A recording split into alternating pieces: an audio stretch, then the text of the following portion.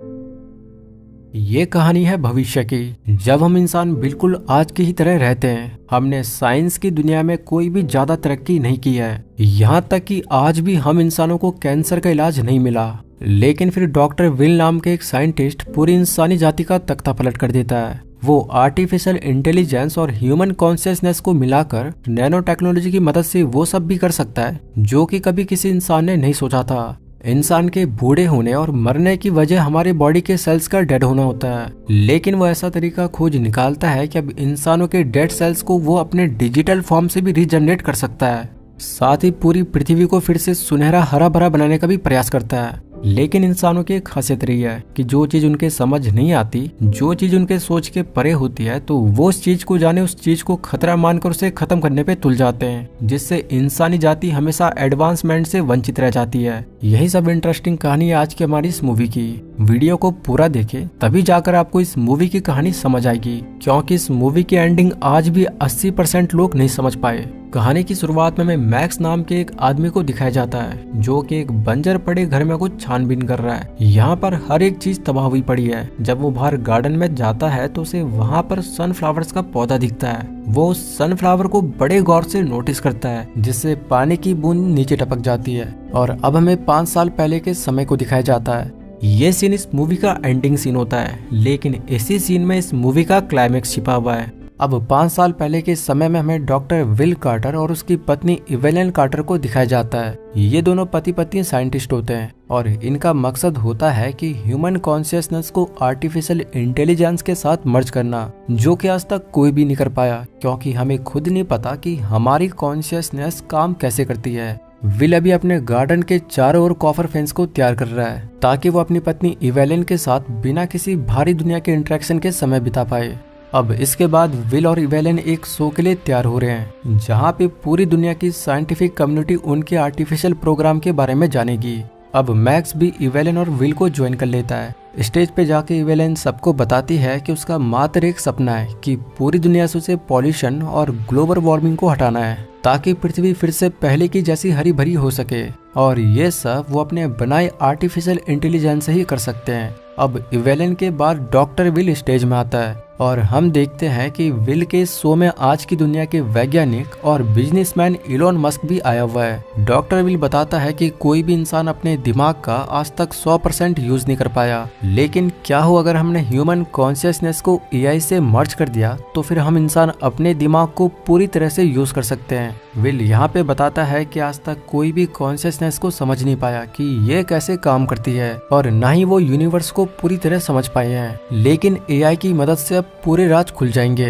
वो nano technology की मदद से पूरी दुनिया को जैसा चाहे वैसा बना सकते हैं, यानी कि इंसान अब एक भगवान की तरह हो जाएगा, जिसके हाथों में सब चीजों का कंट्रोल होगा। पूरे देश में कई सारे इंस्टीट्यूट और लैब्स में इस प्रोजेक्ट को लेके काम चल रहा है और वो जल्द ही इसमें सफल भी हो जाएंगे। इसी पल हमें दूसरी तरफ दिखाया जाता है कि देश भर में जहाँ भी आर्टिफिशियल इंटेलिजेंस के सेंटर होते हैं, सबको डिस्ट्रॉय कर दिया जाता है। और ये काम रिफ्ट नाम की एक ऑर्गेनाइजेशन कर रही है, जिनके लोग टेक्नोलॉजी के सख्त खिलाफ होते हैं, क्योंकि इन्हें लगता है कि भगवान दुनिया को जैसे चला रहे हैं वैसे कोई और नहीं चला सकता। एआई की वजह से सारे रिलीजियस ग्रुप एआई के खिलाफ होते हैं और देश भर में कई सारे एआई सेंटर्स और लैब्स को तबाह कर देते हैं। अब विल जैसे ही अपना शो खत्म करता है तो शो के बाहर ही उसे रिफ्ट का कोई आदमी गोली मार देता है, लेकिन खुशकिस्मती से विल की जान बच जाती है, क्योंकि वो गोली उसे छू के गई थी। विल से मिलने के लिए जोसेफ नाम का एक आदमी एफबीआई एजेंट बुकैनन के साथ यहाँ पे आता है और विल को जानकारी देता है कि देश भर की सारी एआई लैब्स को रिफ्ट ने तबाह कर दिया है, जिससे उनकी सारी रिसर्च तबाह हो चुकी है। तो मात्र विल की ही लैब वो लैब है जिसमें कि एआई की रिसर्च की जा सकती है। विल और इवेलिन उन दोनों को अपना बनाया AI programme super quantum computer pin को भी दिखाते हैं। जोसेफ और बुकानन जैसे ही लैब में एंटर करते हैं तो पिन नाम का वो एआई उन्हें पहली बार में उनकी पहचान बता देता है, जिससे कि वो दोनों काफी सरप्राइज हो जाते हैं, क्योंकि आज तक वो कभी भी यहाँ पे नहीं आए थे। यहाँ पर विल और जोसेफ के बीच कुछ बातें होती हैं, जिसमें जोसेफ विल से डॉक्टर केसी की रिसर्च शेयर करने के लिए तैयार हो जाता है, जो कि डॉक्टर केसी ने मरने के जस्ट पहले भेजी थी। अब यहाँ पर एकदम से विल की तबीयत बिगड़ना शुरू हो जाती है। रात को विल की तबीयत और भी ज्यादा खराब हो जाती है और उसे हॉस्पिटल में एडमिट कर दिया जाता है, जहाँ पे डॉक्टर उन्हें बताता है कि जो गोली विल को लगी थी वो पोलियम नाम के एक रेडियो एक्टिव एलिमेंट से बनी थी, जिससे कि रेडियो एक्टिव पॉइजनिंग होती है। इसीलिए विल के पूरे शरीर में जहर फैल गया है और अब विल के पास 1 महीने से ज्यादा टाइम नहीं है, क्योंकि ये जहर ब्लड स्ट्रीम तक पहुंचने के बाद किसी भी तरीके से नहीं निकाला जा सकता। ये सुनने के बाद विल और इवेलिन अब काफी निराश हो जाते हैं और इवेलिन अब विल को घर पर ही रखती है। यहाँ पे विल इवेलिन को डॉक्टर केसी नाम के एक साइंटिस्ट की रिसर्च पता करने के लिए कहता है, जो कि विल की ही तरह एआई और कॉन्शियसनेस पे काम कर रहे थे, लेकिन रिफ्ट के किए गए धमाकों में उनकी भी मौत हो गई है। इवेलिन जब डॉक्टर केसी की रिसर्च देखती है तो उसे मालूम पड़ता है कि डॉक्टर केसी भी कॉन्शियसनेस के वर्किंग प्रोसेस को समझ नहीं पाए थे, लेकिन उन्होंने कॉन्शियसनेस को कॉपी करने का तरीका ढूंढ लिया था। रिसर्च पेपर पे वो पाती है कि डॉक्टर केसी ने अपना कॉन्शियसनेस कॉपी करने का तरीका एक बंदर पे भी टेस्ट किया था, यानी कि उस मंकी की कॉन्शियसनेस को वो कंप्यूटर पे अपलोड करने में काफी हद तक कामयाब हुए थे। इस रिसर्च को देख अब इवेलिन के मन में भी विचार आता है कि वो भी विल की कॉन्शियसनेस को super intelligent computer system pin पे अपलोड करेगी, जिससे उसका पति विल ह्यूमन के फॉर्म में मर भी जाए तो भी डिजिटल फॉर्म में वो विल के साथ हमेशा बातें कर सकती है। साथ ही साथ विल डिजिटल फॉर्म में अपनी रिसर्च को भी आगे बढ़ा सकता है। इवेलिन जब मैक्स को विल की कॉन्शियसनेस को कॉपी करने का सुझाव मैक्स को देती है तो मैक्स इसके सख्त खिलाफ हो जाता है। इसके पीछे मैक्स का ये रीजन होता है कि ऐसा करके विल डिजिटल फॉर्म में एआई को कंट्रोल करेगा, जिससे विल जो चाहे वो कर सकता है और ऐसा करके इंसानी जाति भी खतरे में आ सकती है, क्योंकि अगर कोई सी भी एक मेमोरी विल की कॉपी नहीं हुई तो फिर उसकी कॉन्शियसनेस दुनिया के लिए खतरा पैदा कर सकती है। यहाँ पर मैक्स हमेशा से एआई के एडवांसमेंट के खिलाफ ही होता है, लेकिन इवेलिन विल को किसी तरह मना लेती है और अब विल की कॉन्शियसनेस को सुपर क्वांटम कंप्यूटर पे अपलोड करने का काम इवेलिन और मैक्स शुरू कर देते हैं। वो कई सारे इक्विपमेंट से विल के ब्रेन की activity, memories, way of thinking, thoughts और भी कई सारा कुछ कंप्यूटर पे रोज अपलोड करना शुरू कर देते हैं। विल का मरने का टाइम अब हर बीतती दिन नजदीक आ रहा था और एक दिन आखिरकार रेडियो एक्टिव पॉइजनिंग से विल की मौत हो जाती है। विल का अंतिम संस्कार करने के बाद इवेलिन और मैक्स फिर से अपनी रिसर्च को कंटिन्यू करते हैं। इन्होंने विल की कॉन्शियसनेस को तो सिस्टम पे अपलोड कर दिया है, लेकिन अब तक भी विल का कोई भी मैसेज इन्हें रिसीव नहीं हो रहा है और इन्हें लगता है कि इनका ये एक्सपेरिमेंट फेल हो गया है। ये कंप्यूटर सिस्टम को शट डाउन करने ही वाले होते हैं कि तभी यहाँ पे मॉनिटर पे एक मैसेज आता है। इवेलिन ये देख काफी खुश हो जाती है, लेकिन मैक्स अब सदमे में होता है, क्योंकि उसे लगता है कि वो विल का नहीं बल्कि एआई का मैसेज है और एआई उनके माइंड और बाकी सिस्टम को मैनिपुलेट कर रहा है। विल इवेलिन से स्पीकर के सहारे बात करता है और इवेलिन के साथ बिताए पलों को भी याद करता है। विल यहाँ पे कहता है कि उसे और भी ज्यादा एक्सपेंड होने की जरूरत है, तो इवेलिन एक नया प्रोसेसर इस सिस्टम पे लगाए। साथ ही वो इंटरनेट से भी कनेक्ट होना चाहता है ताकि वो वर्ल्ड के एजुकेशनल डाटा और फाइनेंशियल डाटा को भी एक्सेस कर पाए। बेसिकली यहाँ पे विल की डिजिटल फॉर्म यहाँ पर बहुत ही ज्यादा पावरफुल होना चाहती है, लेकिन मैक्स अभी भी इवेलिन को समझाता है कि वो विल नहीं है बल्कि वो एआई प्रोग्राम पिन है। मैक्स और इवेलिन के बीच बहस हो जाती है और इवेलिन गुस्से में मैक्स को यहाँ से जाने के लिए कह देती है। मैक्स यहाँ से निकल जाता है और एक बार में ड्रिंक करने लगता है। इसी पल ब्री नाम की एक लड़की उसके पास आती है, जो कि मैक्स से एआई और टेक्नोलॉजी के बारे में बात करती है। ब्री नाम की ये लड़की कोई आम लड़की नहीं है, बल्कि यही रिफ्ट ऑर्गेनाइजेशन यानी एंटी टेक मेंबर्स की लीडर होती है। यहाँ पर मैक्स ब्री की बातों का जवाब नहीं देता और बाहर आ जाता है, लेकिन पार्किंग लॉट में ब्री के कुछ आदमी मैक्स को किडनैप कर लेते हैं और अपने सेंटर लेके आ जाते हैं। वो ब्री से इवेलिन के प्रोजेक्ट के बारे में पूछताछ करते हैं और डॉक्टर केसी के रिसर्च के बारे में भी वो मैक्स से पूछताछ करते हैं। मैक्स के फोन से ब्री के हैकर्स इवेलिन की लोकेशन को ट्रैक कर लेते हैं, जो कि अभी सैन पाब्लो होती है। ब्री अपनी गैंग के साथ तुरंत इवेलिन की लोकेशन पे पहुंच जाती है, लेकिन इवेलिन उनके आने से पहले ही विल को इंटरनेट से कनेक्ट कर देती है और सही सलामत यहाँ से भाग जाती है। जैसे ही विल इंटरनेट से कनेक्ट होता है तो वो पूरी दुनिया के इंटरनेट कनेक्शन, डाटा और हर उस चीज को एक्सेस कर सकता है जो कि कभी इंटरनेट पे अपलोड की गई हो। एक तरह से आप यहाँ पे ये भी समझ लीजिए कि विल की डिजिटल फॉर्म दुनिया के किसी भी डाटा को रीअरेंज या मैनिपुलेट कर सकता है। इसी की बदौलत वो होटल में इवेलिन के लिए कमरा बुक कर देता है, वो भी बिना किसी पैसों के। अगली सुबह विल बताता है कि उसे किसी सुरक्षित जगह पे जाना होगा। यहाँ पर विल देश भर के सारे सर्विलेंस कैमरा को भी एक्सेस कर लेता है, जिससे वो सारे आतंकवादियों की इन्फॉर्मेशन लोकेशन के साथ जोसेफ और एजेंट बुकानन को भेज देता है और वो भी उनके सारे सिस्टम को हैक करके। यहाँ पर FBI एजेंट ये देख हैरान हो जाता है कि कोई अननोन चीज उनकी मदद कर रही है। इसके बाद देश भर में कई आतंकियों को हिरासत में ले लिया जाता है, लेकिन रिप्ट के कुछ आतंकी फिर भी बच जाते हैं। उधर विल अब इवेलियन को शहर छोड़ने के लिए कहता है, क्योंकि इवेलियन अब इस शहर में सुरक्षित नहीं है। जिसके बाद इवेलियन एक बहुत पिछड़े इलाके में विल के सुझाव के तहत रहना शुरू कर देती है और यहीं पर विल आगे का अपना प्रोजेक्ट शुरू करता है। अब इसके बाद कहानी में 2 साल बीत जाते हैं और विल ने इन बीते 2 सालों में नैनो टेक्नोलॉजी पर महारत हासिल कर ली है। वो दुनिया के किसी भी इंसान को अब ठीक कर सकता है, यहाँ तक कि वो कैंसर हो चाहे कोई भी बीमारी हो, वो हर बीमारी को ठीक कर सकता है, क्योंकि उसके पास अब नैनो रोबोट्स की फौज है जो कि शरीर के खराब पार्ट्स को ठीक कर सकते हैं और डेड सेल्स को रिजेनरेट कर सकते हैं। इसका एक नमूना हमें तब दिखाया जाता है जब उसके लैब में एक जख्मी पड़े आदमी को लाया जाता है, तो विल मैकेनिकल हैंड्स और नैनो टेक्नोलॉजी की मदद से उसे पल भर में ही पहले जैसा बना देता है, जिसमें नैनो रोबोट्स का भी रोल होता है, क्योंकि यही डेड सेल्स को रिपेयर करते हैं और एक तरह से विल पूरी दुनिया को अपने हिसाब से कंट्रोल कर सकता है। यानी कि अब वो किसी भी भगवान से कम नहीं है। विल इंसानों के माइंड को पढ़ सकता है, उसे मैनिपुलेट कर सकता है। यहीं से इवेलियन को भी अब डाउट होना शुरू हो जाता है, क्योंकि विल अब कुछ ज्यादा ही ताकतवर हो गया है और इवेलियन को तो ये भी भरोसा नहीं हो रहा होता कि वो विल है, बल्कि उसे शक होता है कि ये जो भी कुछ कर रहा है वो विल नहीं बल्कि AI पिन कर रहा है। वहीं इधर अब मैक्स रिप्ट के साथ काम करने के लिए तैयार हो जाता है। मैक्स को भी AI से काफी डर होता है। अब चूंकि पिन के सोर्स कोड के बारे में मैक्स को ही पता है, तो मैक्स एकमात्र वो आदमी है जो कि विल को रोक सकता है, तो वो विल को खत्म करने के लिए वायरस बना सकता है। विल अब पूरी दुनिया को कंट्रोल कर सकता है, यहाँ तक कि जिस आदमी को उसने नैनो टेक्नोलॉजी की मदद से बिल्कुल ठीक कर दिया था, वो उसी आदमी के दिमाग को कंट्रोल कर इवेलियन से बात भी करता है, क्योंकि नैनो रोबोट्स के जरिए ही विल ने उस आदमी को ठीक किया था। और ये नैनो रोबोट्स इतने छोटे होते हैं कि इन्हें सिर्फ माइक्रोस्कोप से ही देखा जा सकता है। यहाँ पे विल इन्हीं नैनो रोबोट से अभी तक कनेक्टेड होता है, तो इन्हीं के जरिए वो ठीक किए गए इंसानों से कनेक्ट हो सकता है। डिजिटल विल जब एक वर्कर की फॉर्म में इवेलियन से बात करता है, तो वो इवेलियन की हार्मोन्स की कंडीशन उसे दिखाता है, जिसको देख इवेलियन को भी पहली बार धक्का लगता है और उसे महसूस होता है कि वो गलत चीज कर रही है।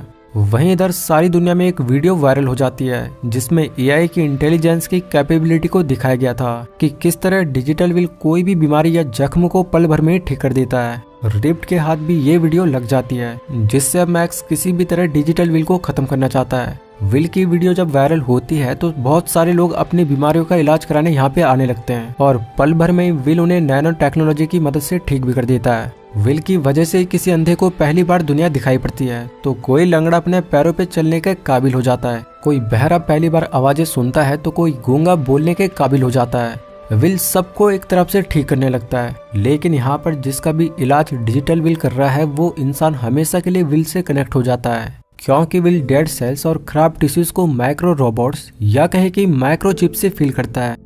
इधर अब FBI एजेंट और जोसेफ भी इवेलियन की रिसर्च को देखने आते हैं। देखने क्या आते हैं, बल्कि इन्हें भी विल को अब किसी भी हाल में तबाह करना होता है। विल की डिजिटल फॉर्म को देख जोसेफ पूरी तरह हैरान हो जाता है और वो विल की लैब का निरीक्षण करता है। जाते वक्त वो इवेलियन के हाथ में एक चिट्ठी पकड़ाता है, जिसमें लिखा होता है run from this place. Ripped और FBI साथ मिलकर प्लान करते हैं कि वो बिल्कुल सामने से विल की लैब पर अटैक नहीं कर सकते, क्योंकि विल कई ज्यादा ताकतवर है, तो इसके लिए वो सुरंग बनाने का काम शुरू कर देते हैं। यहाँ पर मैं एक और बात आपको बता दूं कि विल जिनका भी इलाज किया है, उनकी फिजिकल स्ट्रेंथ में भी बहुत बदलाव आ जाता है और वो एक आम इंसान की तुलना में कई भारी चीजें उठा सकते हैं, यानी कि सुपर ह्यूमन की क्वालिटीज उनके अंदर आ जाती है। इवेलियन को भी अब विल पे शक हो जाता है, क्योंकि विल अब इंसानों को कंट्रोल करने लगा है। अब इसके बाद रिप्ट और FBI एक साथ मिलकर काम करने लगते हैं और सुरंग का काम इनका पूरा भी हो जाता है। मैक्स यहाँ पे वायरस बना तो सकता है, लेकिन इसके लिए उसे ऐसे इंसान की जरूरत पड़ेगी जिसे विल ने ठीक किया हो,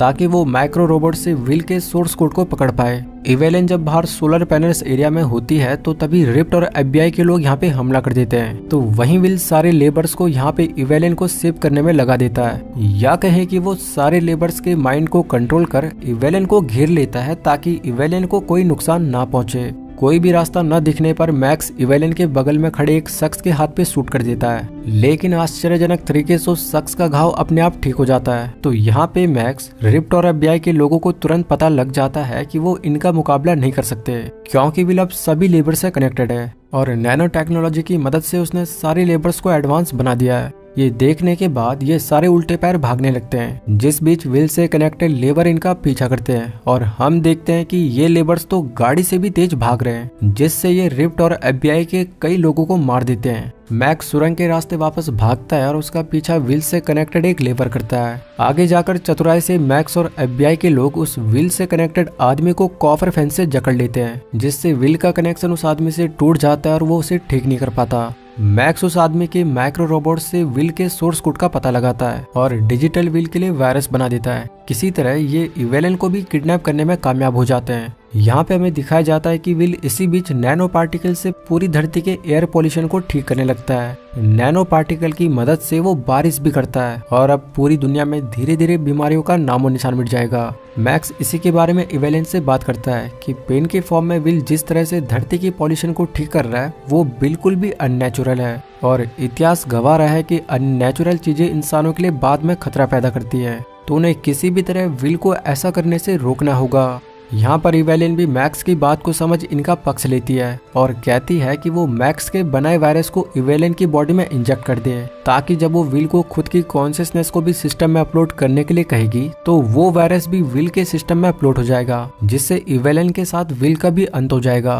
अब ये लोग इस वायरस को इवेलिन की बॉडी में इंजेक्ट कर देते हैं और इवेलिन अब सोलर पैनल्स के एरिया में विल से कनेक्टेड लेबर से बात करने जाती है कि तभी उसे वहाँ पर विल दिख जाता है, जिसने की नैनो टेक्नोलॉजी की मदद से यहाँ पर खुद को भी रीजनरेट कर दिया है। विल की इंसानी फॉर्म को देख इवेलिन को खुशी और सदमा भी पहुंचता है। वो विल को गले से लगाती है और विल को कहती है कि वो भी अपनी कॉन्शियसनेस को सिस्टम में अपलोड करना चाहती है। इधर FBI और रिफ्ट दूर से विल को देख रहे होते हैं और ये भी पूरी तरह शॉक में होते हैं, क्योंकि विल ने खुद को भी रीजनरेट कर दिया होता है। इन्हें बिल्कुल भी नहीं पता कि आखिर ये विल ने किया तो किया कैसे। इवेलिन विल से अपनी कॉन्शियसनेस को अपलोड करवाना चाहती है, लेकिन विल एक स्टैचू की तरह खड़ा का खड़ा रह जाता है और वो इसलिए क्योंकि वो इवेलिन की भावनाओं को समझ जाता है कि इवेलिन उसे खत्म करना चाहती है, इसीलिए वो विल को कॉन्शियसनेस अपलोड करवाने के लिए कह रही है। इधर रिफ्ट और FBI अपने प्लान को फेल होता देख हड़बड़ा जाते हैं, क्योंकि ये सोच रहे थे कि विल इवेलिन को लैब में लेकर जाएगा और इवेलिन की कॉन्शियसनेस को अपलोड करेगा, लेकिन विल तो ऐसा कुछ भी नहीं कर रहा है, जिससे रिफ्ट की टीम यहाँ पे धमाके करना शुरू कर देती है। ब्री और मैक्स भी अब लैब तक जाना चाहते हैं ताकि सारे सिस्टम और लैब को ही वो डिस्ट्रॉय कर दे। वहीं धमाके में भी इवेलिन बुरी तरह इंजर्ड हो जाती है। विल इवेलिन को अंदर लैब में लेके जाता है और वो इवेलिन को बताता है कि वो तो हमेशा उसके सपने के लिए मेहनत कर रहा था। वहीं बाहर ब्री और मैक्स की गाड़ी भी उलट जाती है और ब्री मैक्स को गन पॉइंट पे ले लेती है और वो विल को धमकी देती है कि वो वायरस को खुद में इंजेक्ट कर ले, वरना वो उसके बेस्ट फ्रेंड मैक्स को मार देगी। बेचारा विल का एक तरफ अपना प्यार इवेलिन यहाँ पे मरने की हालत में होता है, तो दूसरी तरफ उसके बेस्ट फ्रेंड मैक्स की जान भी खतरे में है। तो यहाँ पे विल इवेलिन को बताता है कि जितनी पावर उसके पास बची हुई है उससे या तो वो इवेलिन को ठीक कर सकता है या फिर वो मैक्स को बचा सकता है। विल इवेलिन को सब कुछ बता देता है कि किस तरीके से वो इवेलिन के पृथ्वी से पॉल्यूशन हटाने और पृथ्वी को हरा भरा बनाने के सपने के लिए मेहनत कर रहा था। इवेलिन को भी अब पूरी तरह विश्वास हो जाता है कि वो हमेशा से उसका पति विल था, ना कि उसका सुपर क्वांटम कंप्यूटर पिन। इवेलिन की आंखों में अब आंसू होते हैं। उसे अब सब पता लगता है कि नैनो टेक्नोलॉजी पृथ्वी के लिए एक वरदान था, जिससे कि इंसानी जाति काफी एडवांस हो जाती, लेकिन वो ये सब नहीं समझ पाई थी। तो अब उसे काफी पछतावा होता है। विल यहाँ पे मरते मरते उसे कहता है कि वो अपने गार्डन को याद करे जहाँ पर उन्होंने प्यार के पल बिताए थे। यहाँ पे इवेलिन मैक्स को बताती है कि ये जो भी कुछ हो रहा है वो उन दोनों की वजह से हो रहा है और उन दोनों की ही वजह से भी मैक्स की जान खतरे में आ चुकी है। तो इवेलिन कहती है कि वो उस वायरस को अपने सिस्टम में अपलोड कर दे, यानी कि इवेलिन की कॉन्शियसनेस को। अब इसके बाद विल अपने प्यार के लिए ऐसा ही करता है और वो उस वायरस को सिस्टम में अपलोड कर देता है, जिससे ब्री मैक्स को यहाँ पे छोड़ देती है। मैक्स जब अंदर आता है तो वो विल और इवेलिन को बेड पे मरा हुआ देखता है। वायरस अपलोड होते ही पूरी दुनिया का इंटरनेट कनेक्शन ठप पड़ जाता है और ये इसलिए क्योंकि विल पूरी दुनिया के इंटरनेट कनेक्शन से कनेक्टेड था और इस तरह यहाँ पे इवेलिन और विल का अंत हो जाता है और इंसानी जाति एडवांस बनने से चूक जाती है। यहाँ पर एक चीज तो पक्का है कि विल जैसे साइंटिस्ट को देखकर आपको निकोलस टेस्ला की भी याद आएगी, क्योंकि निकोलस टेस्ला भी ऐसे ही खतरनाक साइंटिस्ट इंसानी जाति में पैदा हुए थे।